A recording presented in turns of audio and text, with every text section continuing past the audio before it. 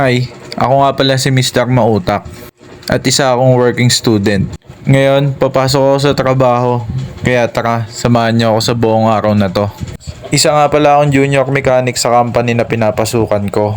Bakasyon nga pala namin ngayon, kaya tuloy-tuloy ang pasok ko ngayon sa trabaho. Sinusulit ko lang yung pagpasok dito habang bakasyon pa at wala pa akong ginagawa. Sayang din naman kasi yung kikitain ko. Malaking bagay din kasi yung sinasahod ko dito at kahit papaano nakakaipon ako at nakakabili ako ng mga bagay na gusto ko. Palagi ako nakamotor pag papasok na ako sa trabaho. Hindi naman kalayuan yung trabaho ko, kaya halos 10 minuto lang nandun na ako.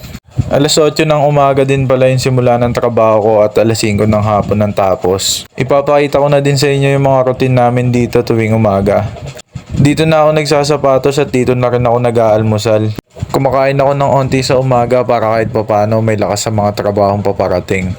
Pagtapos naman kumain, nag-uunat-unat din ako ng onti.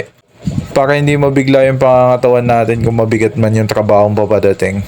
Sa umaga, habang wala pang customer, naglilinis at nagsasalansan lang kami ng mga bagay na pwede naming ayusin dito. Kagaya na lang ng mga gulong na to, sinalansan at tinayos muna namin yan habang wala pang customer na dumarating. Pinapanatili namin maayos to para mailiwalas tingnan. At maya maya lang may dumating na din na customer. Pan motor lang yung gagawin namin dito, kaya binaklas na namin agad at pinagtulong-tulungan na namin. Hindi naman ako masyadong nahihirapan kasi nga tinulungan naman ako ng mga tropa natin. At pagtapos ko gawin to, hindi ko na malayan, alas 12 na pala, oras na ng kainan. Sa pagkain naman namin dito by batch, bawal kami magsabay-sabay kasi baka may mga customer na dumating at kailangan may sasalubong sa kanila. Pagtapos naman kumain, nagpahinga lang kami ng sandali at maya-maya lang may customer na naman na dumating. Hindi naman mahirap yung gagawin dito kaya nagpresenta na ako na yung gagawa. Papalitan lang yung gulong nito kasi napupudpud na. Sinimulan ko na din agad at binaklas ko na ito para matanggal ko na yung luma.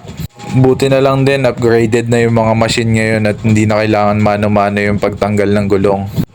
Nung natanggal ko na, kinabit ko na din agad.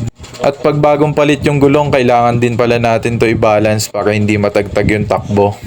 May mabibigat at may magagaan kaming gulong na nakakabit dito. Pero itong kinabit ko magaan lang kaya hindi ako nahirapan. At natapos ko na ang palitan pero hinigpitan ko pa din yan para secure at safety sa customer. Maya-maya lang habang nagtatrabaho ko, hindi ko na malayan, alas 5 na pala. Oras na naman ng uwian. Natapos ko na naman yung isang araw. Lumilipas at lumilipas lang at baka mamaya hindi ko na naman namamalayan na magpapasok na naman kami sa school. Kaya kailangan ko sulitin at sipagan ng pagpasok ko dito sa trabaho. Maraming salamat sa pagsama niyo sa akin. Sa uulitin.